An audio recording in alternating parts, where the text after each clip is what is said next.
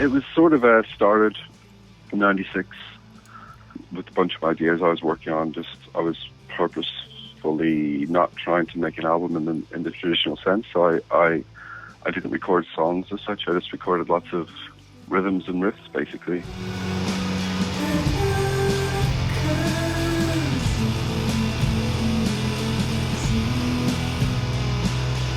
In my head, I was like, yeah, that thing will go with that thing and that thing. But I was purposely recording them very abstractly.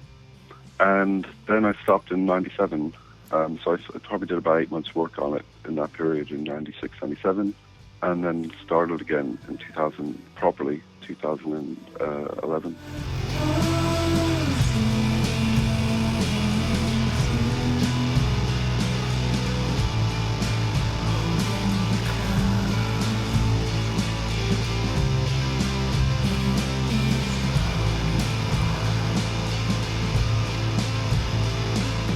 With this record, the whole idea was to try and do it in such a non-linear way that it had to stay in my imagination. In fact, it did stay in a non-linear sense up until the very end when we did all the editing.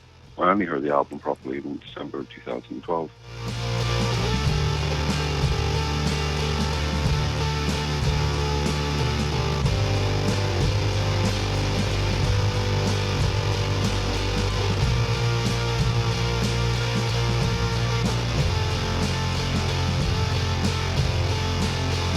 Of course, we were just pretty happy, with the reaction. One thing that did slightly perturb me was the massive resurgence of the word shoegaze, and I was like, I just had to take it, on the chin. But I was like, I hate that word.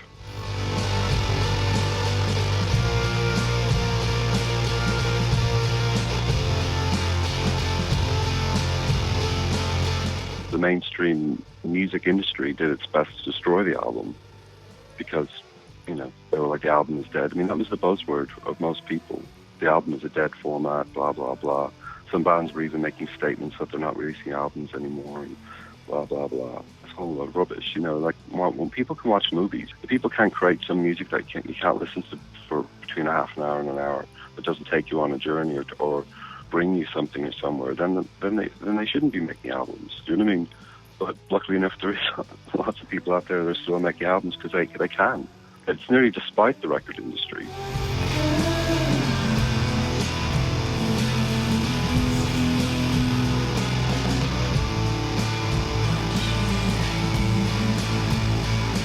.95% of the record is basically analog, as in recorded onto analog tape, and then mixed onto analog tape. There's only two places that we could find in the UK that could do actual pure analog cutting in the way they used to do it in the 70s and 60s. And so because we'd recorded it analog, I really wanted it to be cut pure analog as well. And so we did.